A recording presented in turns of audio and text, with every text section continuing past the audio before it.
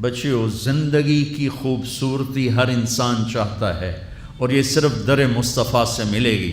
ایک اچھا بیٹا، پہلی شکل ہے اچھا بیٹا، اور میرا نبی کہہ رہا ہے کاش میرے ماں باپ زندہ ہوتے، اور نہیں تو میری ماں زندہ ہوتی تو تم دیکھتے میں کیا کرتا۔ میں عشاء کی نماز کے مصلی پہ ہوتا اور میں سورۃ فاتحہ پڑھ رہا ہوتا، اور ادھر سے میرے گھر سے میری ماں مجھے کہتی محمد، تو میں ماں کے لیے نماز توڑ دیتا۔ سبحان۔ ہاں، میں ماں کے لیے نماز توڑ دیتا۔ اور میرے نبی سے پوچھا گیا یا رسول اللہ قیامت کب آئے گی؟ یہ بچیاں غور سے سنیں، سارے سنو پر یہ خاص طور سے سنیں۔ آپ نے کہا اللہ کو پتہ ہے، کہ یا رسول اللہ کوئی نشانی بتا دیں۔ تو آپ نے کہا جب بیٹیاں بھی ماؤں کو ذلیل کریں گی تو قیامت آئے گی۔ جب بیٹیاں بھی ماؤں کو ذلیل کریں گی تو قیامت، ان تلد الامۃ ربتہا، جب ماں کے ساتھ بیٹیاں نوکر جیسا سلوک کریں گی، نوکرانی جیسا سلوک کریں گی تو قیامت کے نکارے پہ چوٹ پڑ کے رہے گی۔ یہ نہیں کہا جب کفر پھیل جائے گا اور جب اسلام بٹ جائے گا، حالانکہ قیامت تو اس وقت آئے گی جب دنیا میں ایک مسلمان باقی نہیں رہے گا۔ یہ واقعہ کی سنگینی کو بتانے کے لیے فرمایا جب ماؤں کو ذلیل کیا جائے گا قیامت آ جائے گی۔ میرے نبی نے فرمایا عمر تیرے دور میں ایک شخص آئے گا اویس، اس کا قبیلہ ہوگا مراد، آگے سب کاسٹ ہوگی قرن، اویس بن عامر، اسے دعا کروانا، وہ کالے رنگ کا ہوگا، چھوٹے قد کا ہوگا، اور اس سے دعا کروانا، دعا تو بھی کروانا، علی تو بھی کروانا، علی اور عمر، اویس ان کے لیے دعا کریں۔ انہوں نے پوچھا کیوں؟ کہ اس نے ماں کی خدمت کر کے اللہ کو اتنا راضی کر دیا ہے، جب وہ ہاتھ اٹھاتا اللہ خالی نہیں لوٹاتا۔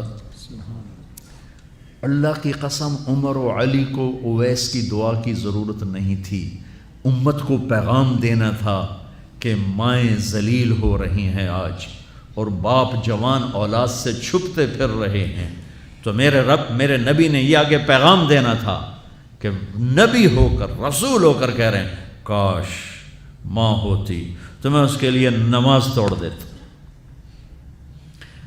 آپ کو 8 عورتوں نے دودھ پلایا والدہ سمیت، ان میں ایک ایمن بھی ہیں، آپ کے والد کی باندی۔ تو گھر میں تشریف فرما تھے، ایمن بیٹھی تھی حضرت عائشہ، تو ایمن کہنے لگی یا رسول اللہ پانی تو پلا دیں۔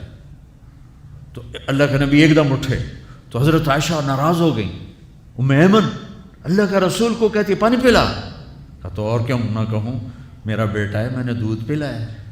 تو حضرت میرے نبی نے کہا ہاں عائشہ یہ میری ماں ہے، اس کا میں نے دودھ پیا ہے۔ آپ اٹھے، گھڑے میں سے پانی بھر کے یوں دونوں ہاتھوں سے حضرت ایمن کو پیش کیا جو حبشی باندی تھی، چونکہ دودھ پیا ہے تو ماں کا لفظ صادق آ گیا، تو بجائے اس کے کہ برا مناتے، آپ خادم بن کے اپنی ماں کو دودھ پلانے والی ماں کو آپ نے، حضرت حلیمہ سعدیہ تشریف لائیں، آپ نے اپنی چادر بچھا کر اس کے اوپر بٹھایا۔ ہمیں پیغام دینا تھا، آنے والے زمانوں میں یہ ہونا تھا۔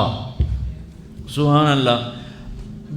امام ابو حنیفہ کا نام تو سب کو معلوم ہے نا، ایک اور عالم بتاتا ہوں، عبد الرحمن بن ابی لیلہ، ان میں علمی کھٹ بڑھ تھی بہت زیادہ، آپس میں بنتی نہیں تھی۔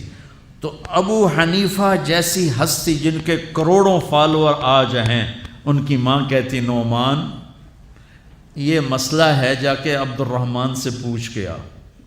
زندگی میں ایک دفعہ نہیں کہا ماں جی میں اس کو وڈا عالمہ میرے کو پوچھ لو، کہا اچھا ماں جی، اپنی چادر اٹھاتے اور پہنچ جاتے، دروازے پہ دستک دے کے بھائی مجھے میری اماں نے بھیجا ہے، آپ اس پہ فتویٰ، حالانکہ ان کی اپنی رائے اس کے خلاف ہوتی تھی، لیکن ماں کے احترام میں جا کر ان سے مسئلہ پوچھتے جن سے روزانہ مناظرہ ہوتا تھا، روزانہ کھٹ پٹ ہوتی تھی علمی، ماں نے کہہ دیا جا کر ان سے پوچھ کے آتے تھے، اپنی اتنی بڑی علمی قدر و منزلت کو ایک طرف رکھ دیتے تھے، نہیں میری ماں نے مجھے کہا ہے۔